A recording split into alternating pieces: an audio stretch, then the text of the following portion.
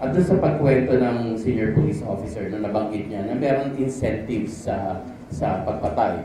According to his reports, merong 8,000 to 15,000 na incentive sa bawat taong mapapatay sa raid.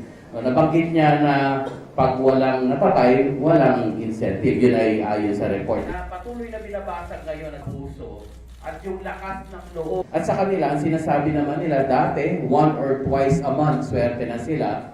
Ngayon ay umaabot ng 2 to 4 times a week ang kanilang trabaho. No, at binabanggit nga nila na ang kanilang handler o kanilang boss ay isang active duty policeman pa. The war criminals, for that matter. Ang pinakamalala ay yung tinatawag nilang maaaring collusion ng mga funeral homes at ng mga kapulisan, no?